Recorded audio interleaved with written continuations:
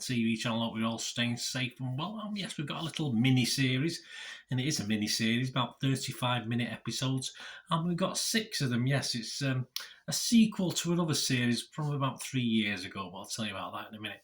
This is called A Storm for Christmas. Please, if you are new to the channel, please push that subscribe button, push the bell notifications. If you're new or old, if you can push another button for me, that's that little like button or thumbs up one. Make an old film and TV watcher very happy. And please, I do everything: film reviews, TV drama reviews, mini-series reviews, streaming information, lots of different things. So it'd be great to have you on board and spread the word. Yes, right, A Storm for Christmas, a 15 certificate. Yes, we'll get to that as well in a moment. It's a Norwegian comedy drama. I'm not so sure about the comedy. It's more a relationship drama on Netflix. And it's basically about a group of people who arrive at Oslo Airport, so it's Norwegian. Of course, it's there is a dubbed version if you want to watch the dubbed, and of course there's the original subtitled version as well. Some to welcome their loved ones, some to fly home to their families, and some who want to fly away and escape Christmas. But in one way or another, their Christmas mission goes awry. They are all stranded at the airport and the clock is ticking. Only 24 hours till Christmas, so what do? They try and get through it, basically. That's what they try and do. Yes, Internet Movie Database, a good score. Yeah, it's getting 7.2 out of 10 with an 88% positivity, and that's quite a few reviews, over 1,500 reviews and scores, so that's not too bad. Nothing else, there's nothing on Rotten Tomatoes or anything like that. There's no real big critic reviews I can find. There's some from people I've not heard of, so I'm not going to give you that information. But yeah, my little thoughts on it, as I say, it won't be a very long one today. Yeah, I'm going to give it a 6.5 out of 10.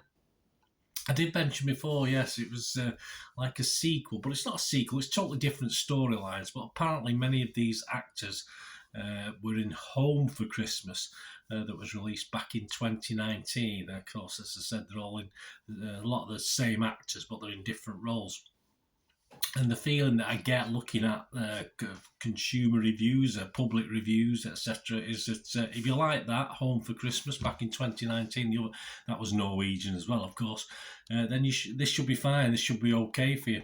I watched the dubbed version, and it was fine, no problem. I don't tend to watch the lips too much when I'm watching the dubbed version, and it does end up a very mixed response. I mean, some people think it's too soft, soppy, and sweet, sickly sweet, and it all ends up a little bit sappy and sweet, if you like, by the end of it. But an interesting and nicely timed miniseries. It's not overly long. It's just nice, condensed to about just over 3 hours, so you don't get too much time to worry or think too much about it. Some interesting characters, a few arses, let's say, when they start off, but they do evolve nicely.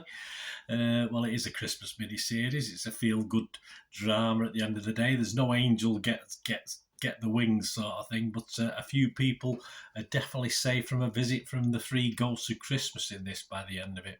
And it's not particularly dark. There's a couple of darkish elements in it, and there is some profanity, but it all seems, even though it's an adult drama, which is what it is, it also, just for me, just a little bit out of place at times in the actual overall story, but understandable. As I say, it's difficult to describe.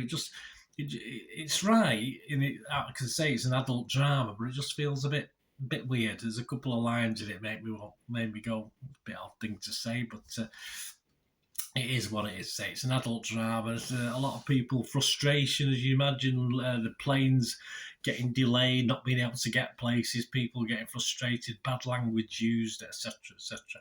But there are amongst the subplots of we get to know some of the characters.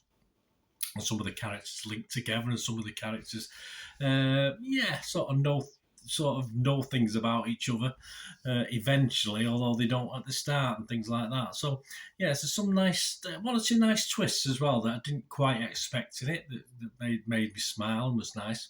And of course, I will probably go now and have a watch of. I'll have the Home for Christmas one as well. That I'll have to have a watch of that, because I thought, it's only a little afternoon watching this, and it cheered me up, and it's nice. It is a nice film, as I say, but with a bit of an edge at times. But Yeah, I liked it. Let me know anyway if you get to watch this.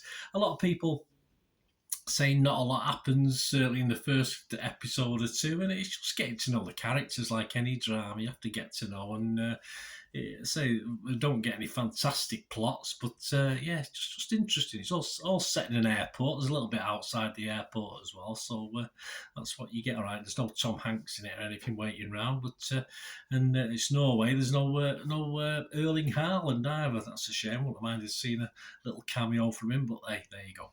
So let me know what you think if you get to watch this. But it was a nice little watch, a nice afternoon watch with a cup of hot chocolate or a cup of cocoa or something like that. And you might spit. Just be careful when you drink it. If there's a couple of the lines in the film might make you spit your hot chocolate out or whatever. But it's not too bad. You might understand it when you watch it. It just seemed a bit odd to me at times, but.